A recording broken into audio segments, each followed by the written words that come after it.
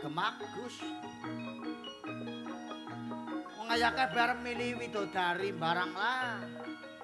Bicaranya ya kepenak milih sinden. Sinden genap perawan-perawan. Perawan Ditayana. Perawan Nova sing terkenal karo Donate Yana. Nova kowe nek digambarna donat kowe kaya dene donat rasa coklat.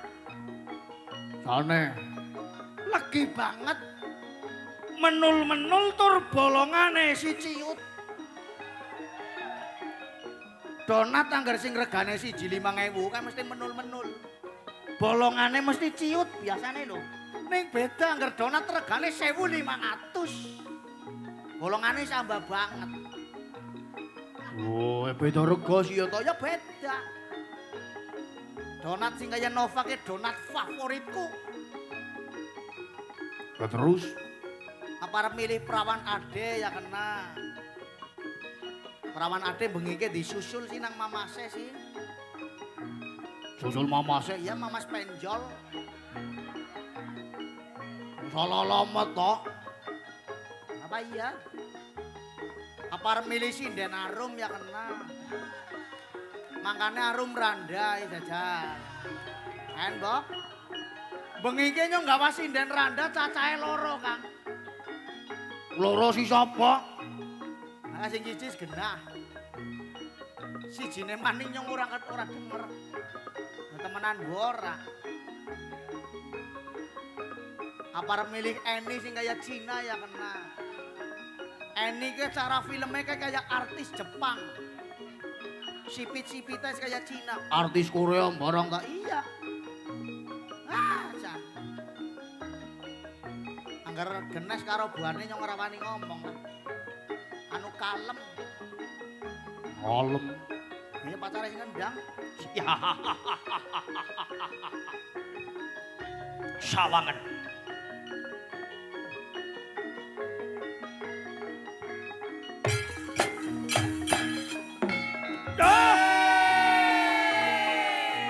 Murup.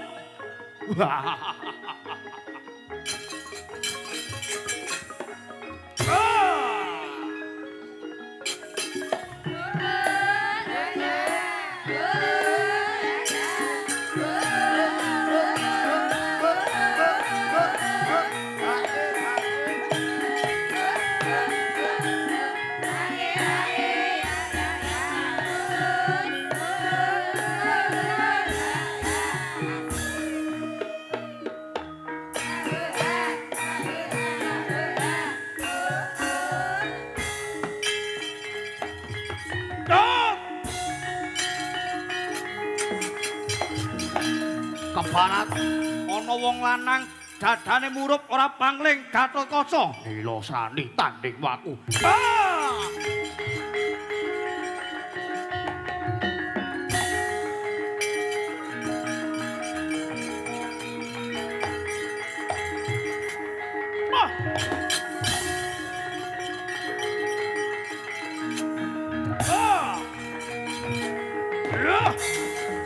Acur bablas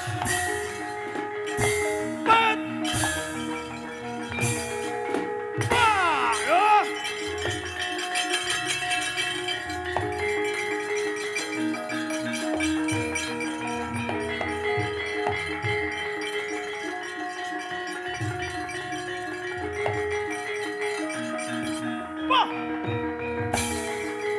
kebarat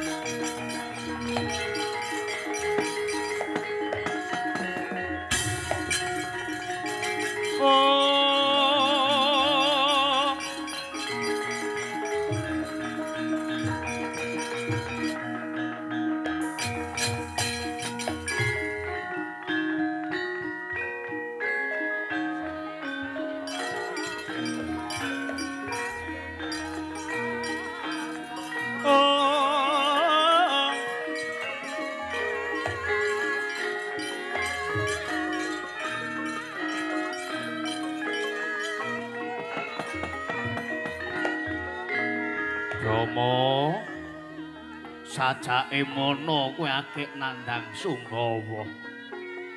Arep kowe nandhang Sunggawa sing kaya ngono. Arep dikaya ngapa wae. Pangrasamu kowe wis ora iso bisa selak maneh, Brama. Mulane arep enteng yo abot yo enteng. Gelem ora gelem kudu dilakoni. Potomu kudu digege mangsa. Aduh, Yama Dipati, Yama Dipati.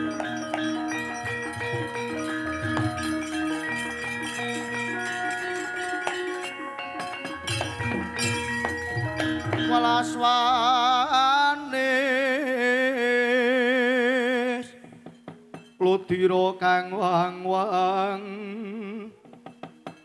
kekono bangsu mirat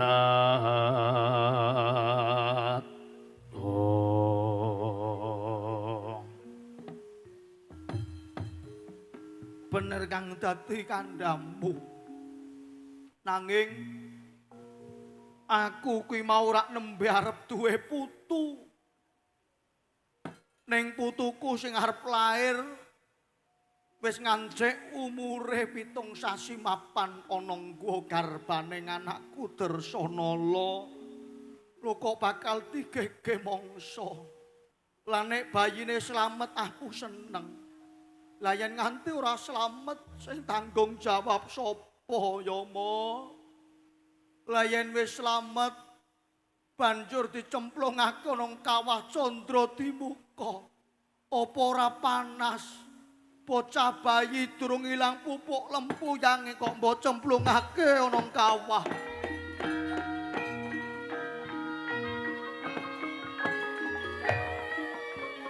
Mbok ya kowe sing ngerteni lawan pangrasaku.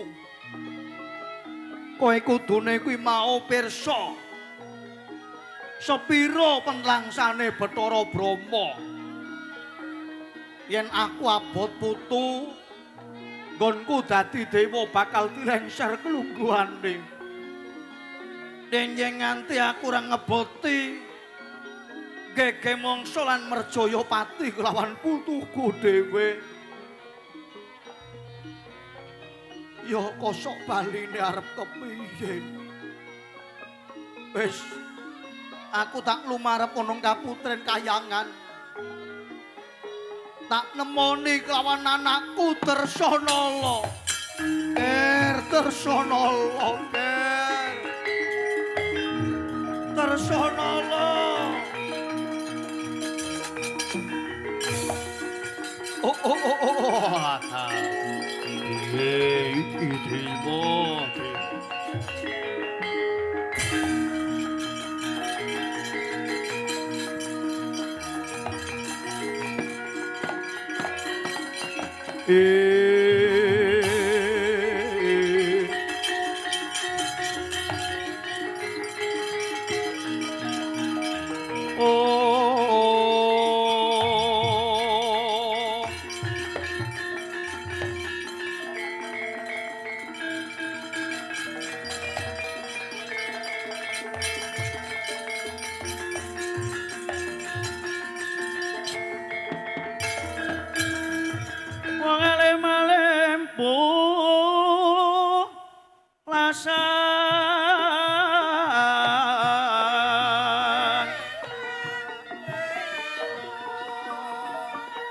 Sapa putih jara kuning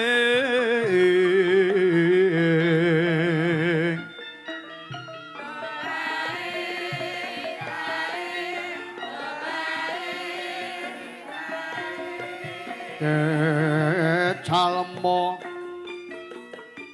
tansah maksiat matat maton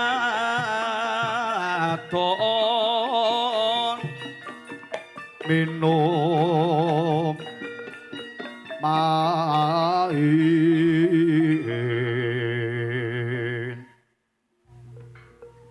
paumpaan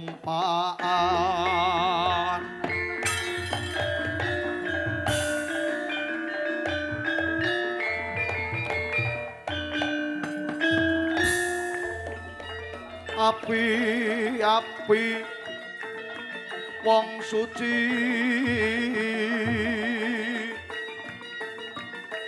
tundane meng apus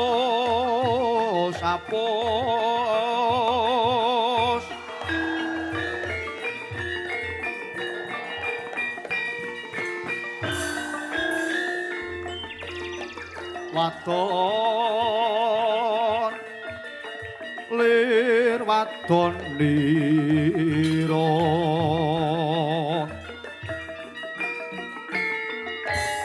prabawing salada rukmi kabeh mangro tinggal liro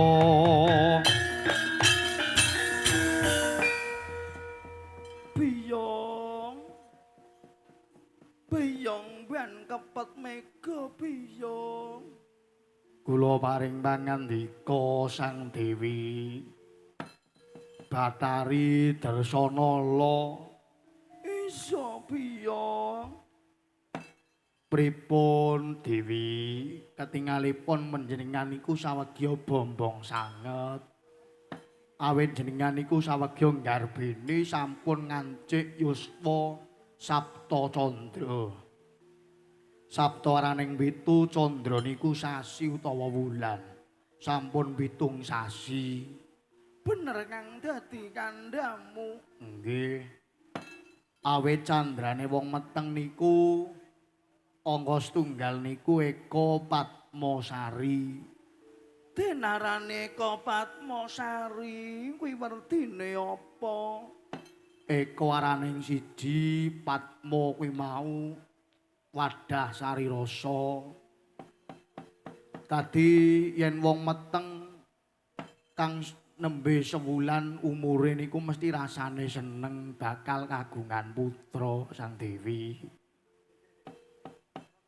Lajeng ingkang angka kalih niku duwi mertani. Duwi lara mertani kuwi mau racun. Nggih. Kaya wong keracunan. Wisuda mawane dhewek. Arep pakalem ning suwe-suwe gelem lenjeh barang. Niku wong meteng suwe-suwe mesti nglenjehi napa malih umure nembe 2 sasi. Kaya ngono. Nggih. Kaping 3 denarani Tri Kawula Busana. Tri niku 3 kawula niku umat busana niku penganggo. Dadi nang wis 3 wulan kowe nganggo apa-apa besus, nganggo apa-apa rapih, ambendina minyak wangian, ambendina dandan. Mergane udu sekang mawane dhewek ya kowe mau mawane punang jebeng bayi sing manggon nang aring gua garba kados niku Sang Dewi. Lenjor bacute Kaping angka sekawan dipun wastani catur wanana rukem. Catur niku 4, wanara kethek, rukem niku wowoan. Dadi wong meteng anggere 4 wulan biasane kowe nyidam. Oh, biasane nyidam. Nggih. Nek nganti nyidam ora keturutan amit-amit biasane bayine tukang ngiler. Oh, bayine dadi tukang ngiler. Nggih. Kaping angka 6 niku Satguna Paweka. Sat niku 6, guna niku katresnan, paweka niku Rekodaya wis jangkep. Punang jebeng bayi wis keton ana kupinge, ana tangane, ana sikile. Wis kena dipu SG lanang apa wadon. Kok kowe apal banget Limbo, kok apal banget. Nggih. Wong kula niki pun tau meteng. Oh, kowe wis tau meteng. Ya wis duwe anak. Nggih. Riyen kula duwe anak siji ditinggal bojone kula.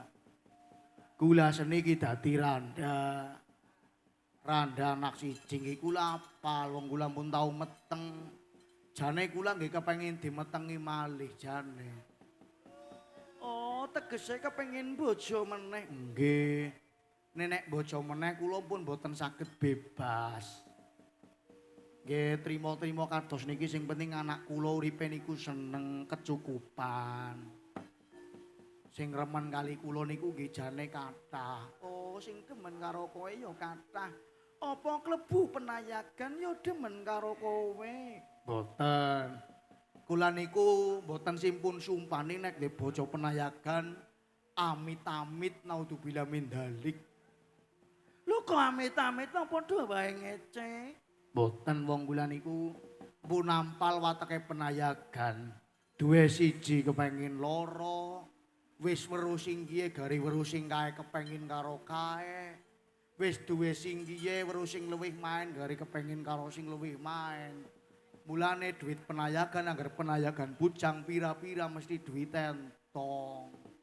Mergane ora kumpul, apa maning sing gambang. Buru-buru sinden baya bendina. Video call, awesang nggo setah ditur. Nukokna sepatu, nukokna boneka. Wingi tes nukokna kuota regane kurang 20.000. Cara kula ngeruli penayagan niku isin paling boten nulih niku nggih dalang.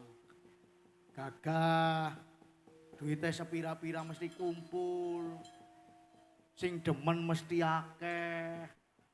Angger duwe bojo dalang-dalang kowe tipe-tipe laki-laki yang setia. Apa kaya ngono? Nggih. Dadi angger dalang kuwi angger wis siji ya wis, mergane nggo conto tumrap penayagane. Kaya kuwe. Oh, kaya ngono. Nggih, mulane kula jane manggua di bojo dalang. Dalang ning dalang sing bujang manggua. Kula jane kepengin ning dalang bujang ngurung karep ya mbung esuk nyong ya ora denger. Mergane menungsa ning angger atine tetek tatak tanggon kowe ibarate kaya sing ngendang karo sinden genes. Tumbu menangi tutup bisa gandeng renteng reruntungan. Umpamane sing gampang ngarep gayuh sinden, kowe mau nyawange karo sing ngendangi wayang. Temanja apa ora? Ning mbok menawa besok bisa dadi jodhone. Apa enggane arep dadi peku? Dadi peku apa suwe-suwe ora ngetutna mobil dalang. Bila ini lah.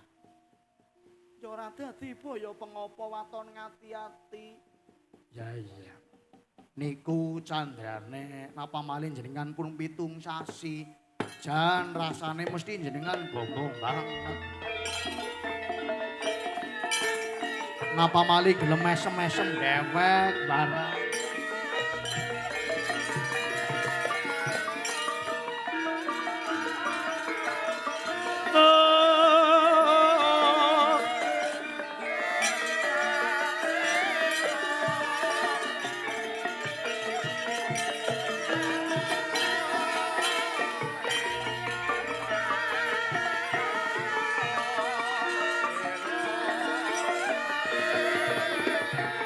Candrane wong garbine utawi cara tembung kasare wong meteng niku ngancik 7 sasi utawa 7 wulan denarani Sabta Kukila Wreksa.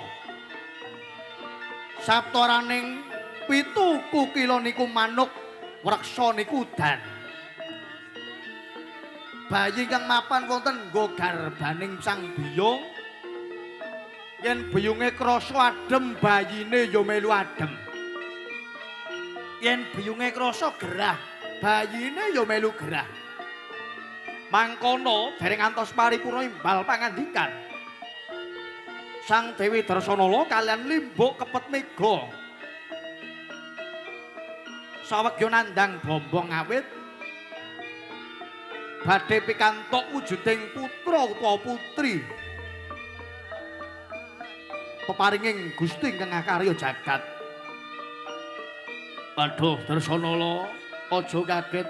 Bapakmu sing bakal prapta Darsanala. Sudarmanipun jenengan nggih.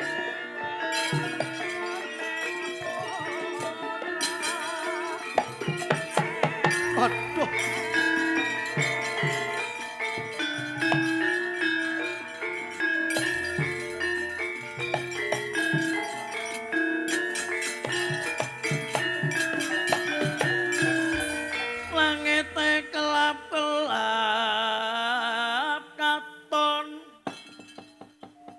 Ginin cange ngaris risang mawe gandrung saparan katulu ukir moyat mayik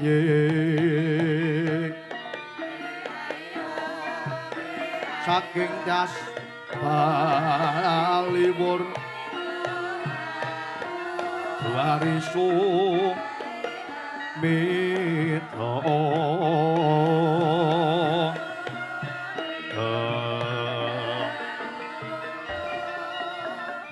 wonten wigatos menapa kepareng kula ngaturaken sembah Rama pukulan Bathara Brama pangestune wong tuamu gawe tampan ana ketiwasan Nini Darsanala anakku nggih wong ayu wong denok wong debleng ayumu ketiba sedeng ketiwasan ingkang nyatos pundi nembe pun Rama nampa dawuhing pukulan Bathara Guru lumarep konung kaputren kayangan Suralaya kene bakal diutus supaya nggege mangsa anakmu kang nembeng umur 7 wulan mapan nunong gua garbamu ger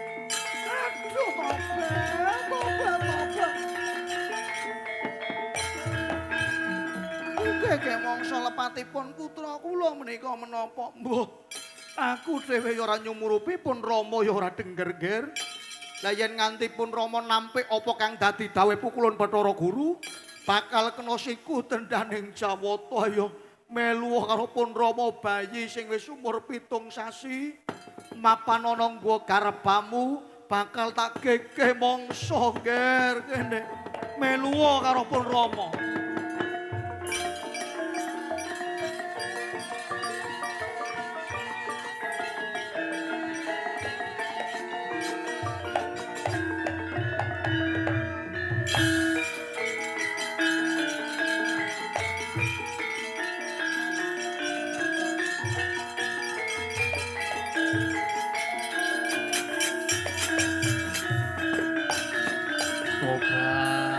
Toblas dening kedadeane kaya iki ana bayi nembeng umur 7 sasi nang wetengan arep digege mangsa arep dipaksa arep dilairna walah pukulun dewa pada kepriwe jane toblas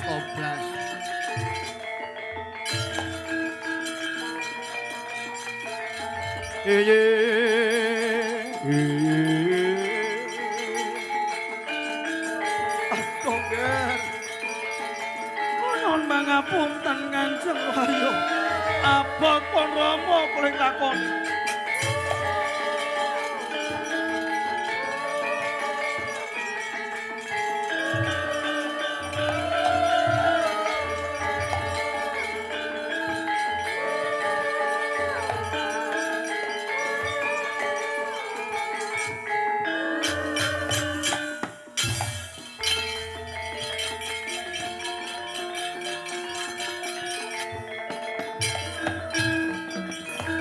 Hyang Pantara Ratri amung cipta pukulun taniyang kaeksi mila katur risang cundha maneh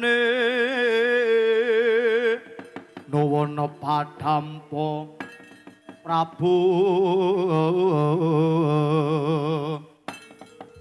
Kagungan nanta sing Durama Dewa ning sun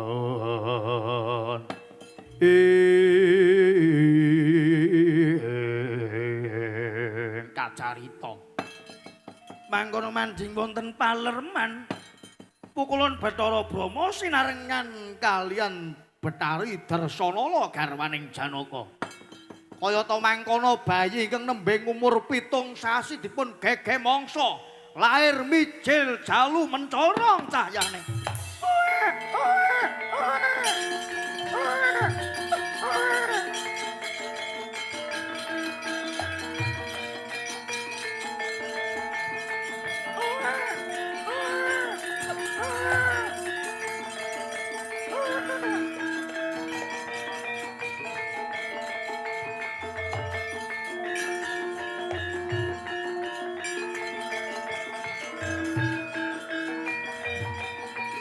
Aduh putuku nger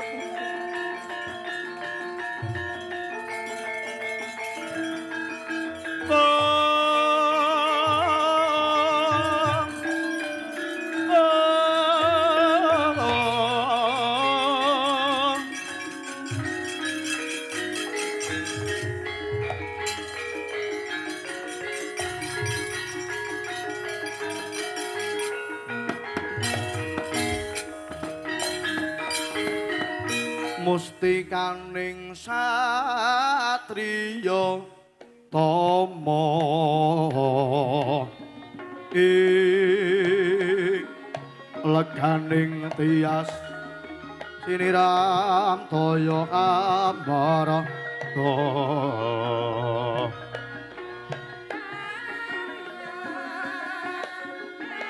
punika wayah panjenengan sampun lair mijil jalu bagus mencorong cahyane kaya dene bapakne Pangeran Janaka. Mulane Darsanala dadi bruhananmu ya Darsanala. Wonten menapa Rama muga panjenengan ngendika ingkang kados menyatan bayi kuwi mau bakal ndak pondong. Bayi badhe dipun pondong. Bakal ndak gendong tak gawa. Lumarap ana ngarsaning Rama Pukulun Bathara Guru. Arep abot yo enteng-enteng yo abot. Bayi kuwi mau lair mijil jalu utawa lanang. Kang mongko mencorong cahyane kaya dene Raden Janaka. Ning abot konku nglakoni. Wis kene bayi ndak kendhong. Mengko yen wis rampung perkarane bayi bakal bali ana pengarepanku, Ger.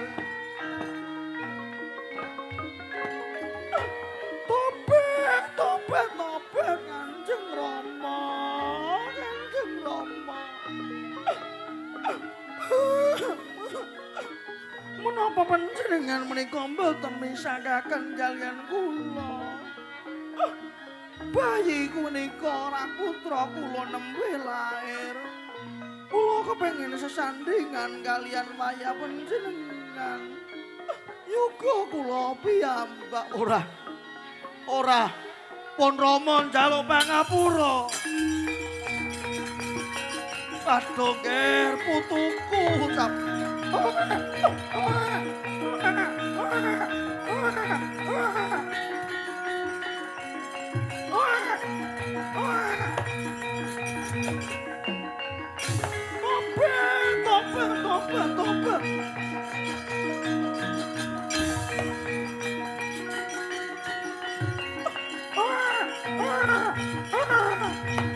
Ger, aja nangis, Ger, aja nangis.